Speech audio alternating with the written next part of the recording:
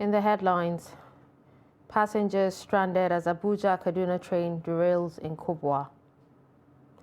Speaker of House of Assembly, Gbajabiamila amidst EU mission, says Nigeria set for free, fair elections. ATMs in Abuja crowded as POS operators increase charges for new notes. And on the foreign scene, Zimbabwean court grants bail to 26 opposition party members. Hello and welcome to Trust News Update. I'm Darshan Hussaina Usman.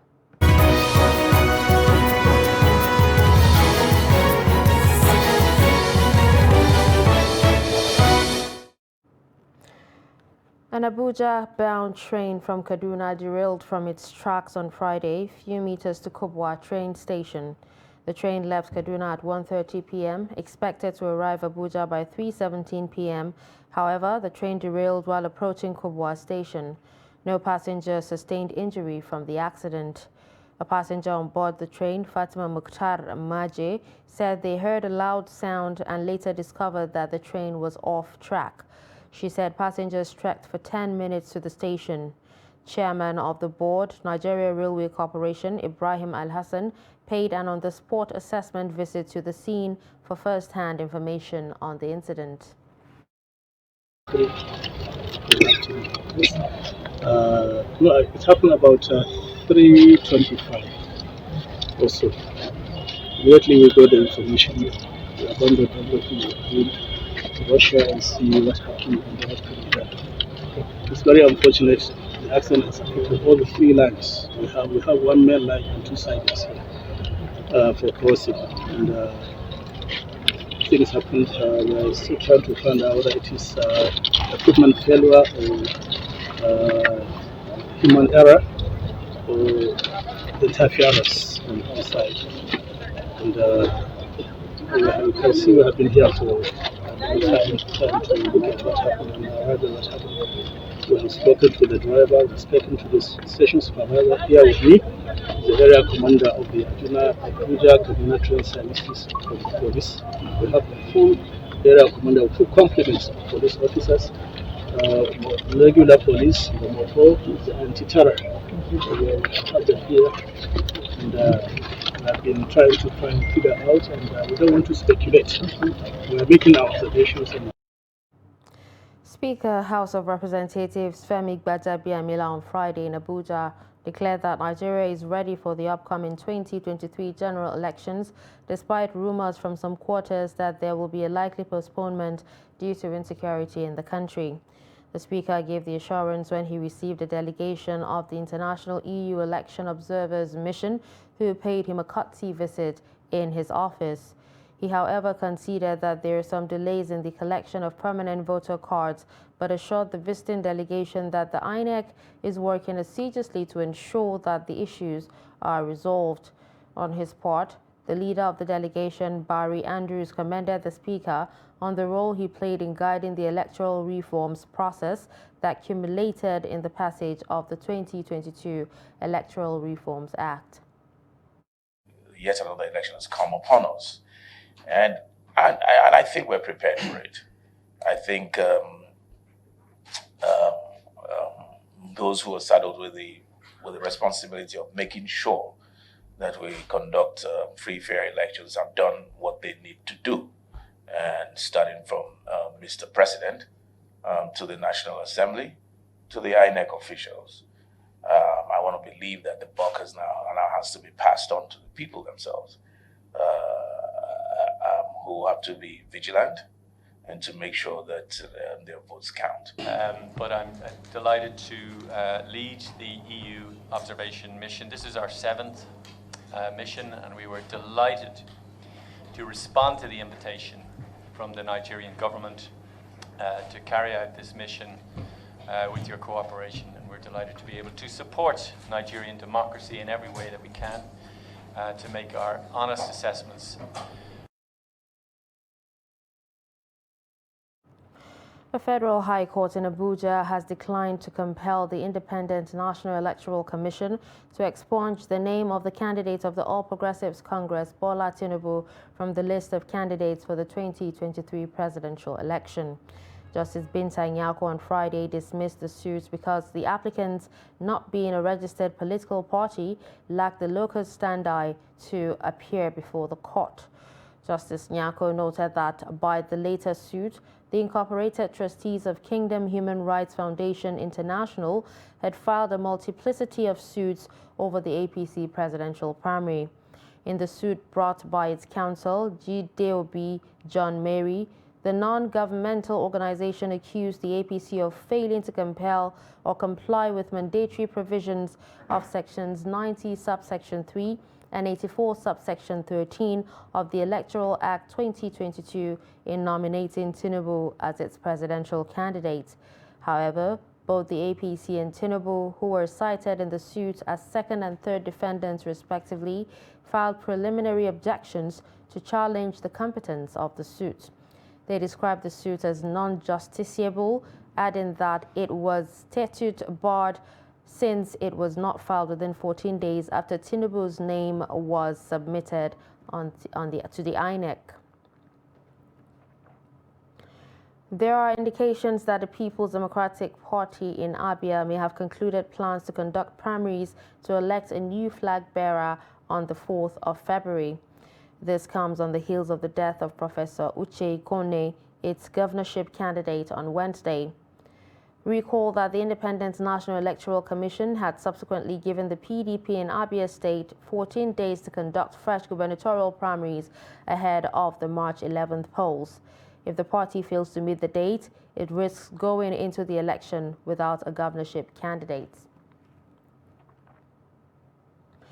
Few weeks to national elections, the Independent National Electoral Commission says all modalities for smooth conduct of the elections have been put in place. Chairman of the Commission, Professor Mahmoud Yakubu, said this in Abuja during a meeting with resident electoral commissioners from the 36 states of the Federation and the Federal Capital Territory. Noel Sampson reports. The INEC chairman highlighted the level of the Commission's preparedness for the elections. He stated that all arrangements are made to make sure the country witness free, fair, and credible elections. I am glad to report that movement of materials for the election to various locations nationwide is being concluded. The training of officials will commence shortly. Ongoing consultations with stakeholders will be intensified. Airlifting and delivery of sensitive materials to states of the Federation has gone far. Accreditation of national and international observers and the media is being finalized. Critical service providers in the area of transportation have reassured us of their commitment to efficient logistics for the movement of materials and personnel to various locations, while the security agencies have reaffirmed their readiness for the election. Yakubu highlights some of the challenges the Commission is facing in the distribution of permanent voters' cards, but reassured Nigerians that additional measures will be taken to make sure everyone collects his or her PVCs. The Commission is encouraged by the determination of registered voters nationwide to collect their PVCs and the actual level of collection so far. For instance, in Lagos State, which had the highest number of registered voters in the country, the Commission delivered 940,200 PVCs from the recent voter registration exercise from June 2021 to July 2022 for both new registrants and requests for transfer and replacement of cards.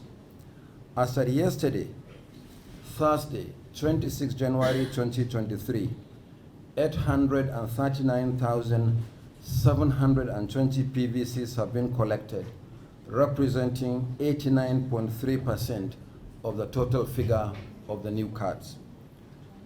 This meeting with REX will consider reports from other states of the Federation, and the Commission will not hesitate to consider additional measures to ensure that all citizens have ample opportunity to collect their PVCs ahead of the general election.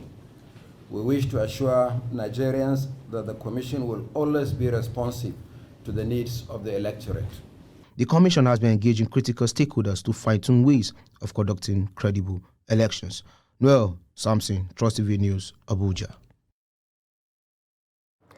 Scarcity of cash is biting harder in Lagos, the commercial nerve center of Nigeria, as commercial banks fail to load their automated teller machines owing to insufficiency of the new Naira notes. A cross-section of ATMs visited in Ikeja and environs were not dispensing any cash, either old or new notes. We bring you more details in this report. Many citizens are lamenting scarcity of cash in the country as banks have refused to load their ATMs with the new Naira notes as directed by the Central Bank of Nigeria, CBN. The CBN last year announced January 31st as the deadline for the phasing out of old currency notes of 1,000 Naira, 500 Naira and 200 Naira. In Lagos State, many residents are lamenting lack of cash at the ATMs as well as slow transactions at the banking halls, especially for those hoping to deposit the old currency notes. Speaking to Trust Television, some of the citizens aired their view on the matter. This is what actually happened in this country. We don't really understand because the CBN president is telling us that there's the new currency in our bank and we don't ever see it. Still speaking to Trust Television, some of the citizens are of the opinion that the Central Bank of Nigeria should extend the deadline for the phasing out of the old Naira notes. The new Naira note is not available, to tell you the facts. Even I was at the bank today and I couldn't even access the Naira note. Even at the ATM, even inside the banking hall, you can't get the new Naira note. Even the old Naira note, they will tell you they can't even give it out as of today. So I think they should actually make the time a little longer. Like they should make it a little longer for us to have the Naira note. It's real to everyone that the money is not reaching everybody. The new money is not reaching everybody. Last week, since when it has been, I just seen 200 Naira first time, the new 200 Naira. This Wednesday, and last week, that was when I started seeing the 1,000 Naira. So it's rare. The money is rare. Meanwhile, transporters and traders have stopped accepting the old notes. Nigerians might have to pay extra when withdrawing the new Naira notes from POS operators. The operators say they have added the extra charge because of how difficult it has been to get the new notes. Saigid Ibrahim reports. For 5,000 they charge 100 Naira, for 10,000 they charge 200 Naira. But if you want new notes, for 5,000 they charge 200. For 10,000, some people they are collecting 500 for 10,000. Because if you want to get the new notes, you have to go to bank. When you go to the bank, and only 20k you can withdraw per day. That is why they charge this amount, because to get it is hard. This is Yunusa, a POS operator who says he'll keep accepting the old notes till 2 p.m. on January the 31st. Up to tomorrow, when he brought the old Naira, I will just collect it. So I will stop it by Monday around 2. I will stop collecting because I will just walk to the bank. Okay, so all the time you've been going to the bank, you've been accepting the money from you? Yeah. Have you encountered any challenges accessing the bank? If you want to withdraw that, you can face challenge there because they are not giving you cash on the counter until 31st. He also says he hasn't experienced any challenge depositing his old notes. Deposit, they can accept the money. There is no any challenges for deposit. Even when you carry like a 20 trillion, they will collect it. You're watching Trust News Update. Coming up after the break. Osun farmers strained on agricultural value chains. Tuesday. This is Trust TV, documenting the Nigerian story. Media Trust Group, in collaboration with the Center for Democracy and Development, presents the 2023 Kano gubernatorial debate, featuring candidates of 4 major political parties: Nasir Yusuf Gawuna of the APC, Bashir Ishaq Bashir of the Labour Party, Abba Kabir Yusuf of the NMPP, and Muhammad Abacha of the PDP. Date: Saturday, 4th February 2023. Time: 10 a.m. Venue: Bayero University Kano New Site. The event is strictly by invitation and no political supporters are expected at the venue. Media partners: Express Radio 90.3 FM, Nasara Radio 98.5 FM, Freedom Radio, and ARTV Kano. The debate will be broadcast live on Trust TV and other channels across the country.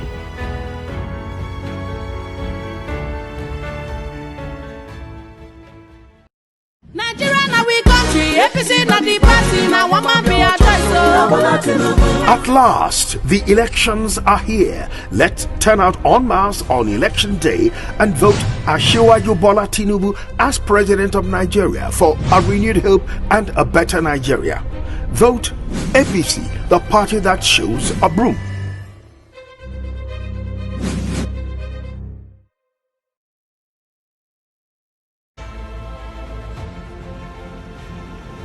Now, as part of efforts to support Africa's goal of strengthening... Now, looking at the activity chart, as you can see right here, a total volume of 130... Created a Boko Haram crisis that at that time was restricted to Yobe. How secured are they? You can see security men with blood. This is the road leading up to the... Already, if you look at England squad, you are looking at EPL, you are looking at their names. You are not looking at...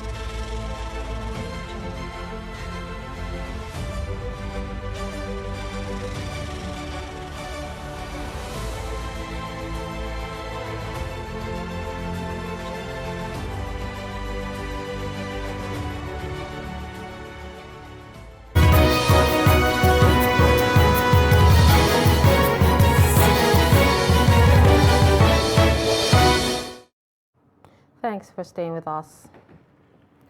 A recap of our top stories. Passengers stranded as Abuja-Kaduna train derails in Kubwa. We also told you that Speaker of House of Assembly, Bajami Amila, meets EU mission, says Nigeria is set for free, fair elections. Moving to security, the Minister of Communications and Digital Economy, Isa Pantami, says Nigeria will attain full broadband connectivity 3 years ahead of its 2025 targets. The minister revealed the projection at the press briefing to outline the achievements of the Ministry of Communications under the Buhari administration. Chamunda Beng reports. The number of Nigerians living in unserved areas declined from 33.7 million in 2015 to 31.6 million in 2019. The mandate of the Ministry of Communications and Digital Economy is to ensure that Nigeria reaches 90% broadband connectivity by 2025. The minister believes the target will be met way ahead of time. His Excellency President Muhammad Buhari has directed the Office of the Secretary to the Government of the Federation to engage independent consultants to evaluate the performance of each and every ministry and its parastatal and all our sectors of the economy.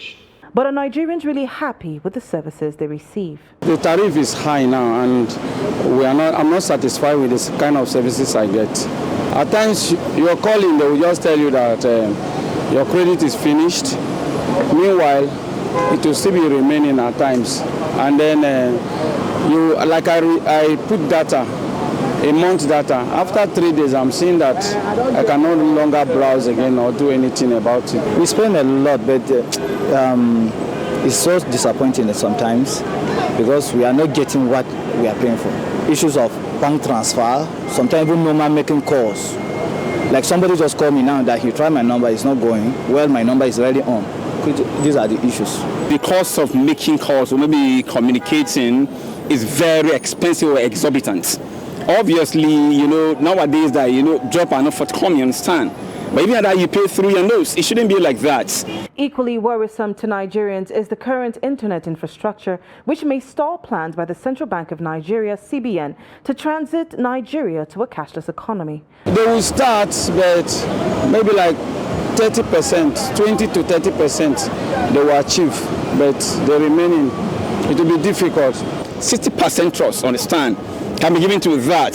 But it all depends on the mechanism that has been put in place to ensure that this particular policy that is being embarked upon will become fruitful, understand. I don't think we will meet up to the standard on a serious note because of poor network services in Nigeria. However, the minister explains that the cause of poor connectivity is the improper energy flow. Pantami explained that even the ministry is using over 3,000 generators to keep things moving. Responding to allegations that the National Information Technology Development Agency, NITDA, was developed to give the National Communications Commission, NTC, the boot, Pantami stated that there was no intention to strip NTC of its responsibilities. Is there any effort to deny NCC its power? Certainly not. There is nothing like that. The minister is therefore appealing to Nigerians to desist from vandalizing and stealing important infrastructure. Chamun Dabeng, Trust TV News, Abuja. As part of moves to address food insecurity and reduce food wastage, selected farmers have been trained on agricultural value chain. The training also focused on building the capacity of agri-food vendors in the country through knowledge transfer. Hamid Oyegbade has the report. Agribusiness is the combination of agriculture and business. This combination gives rise to farming-related commercial activities, which involves all steps required in the production, processing, and the distribution of agricultural goods to the markets. Over the years, most farmers work hard but earn little due to lack of requisite knowledge of business angle. Such instances often discourage youths from venturing into farming. In order to change the narrative, the Department of Agricultural Economics at the Obafemi Awolowo University, Ile-Ife, is training selected farmers as well as postgraduate and undergraduate students of the university on profitable farming. I plant yam, I plant cassava, I plant everything, I plant plantain. Everything they just spoil. Person they no feedback well. We are trying as much as possible to ensure that food security is done here in the university, and then we extend it to our community and then to the state. To improve their food package production such that they can export and they generate more revenue. The participants said the knowledge they acquired from the training will give rise to innovations in agribusiness.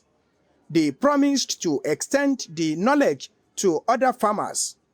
From this program, I'll be able to learn about agribusinesses and agri-food business and how we can find solutions to the problems that agribusinesses face in today's world. With this project, it will help me to make more practical on my own aspect of project. But personally, I'm working on the effect of contract farming.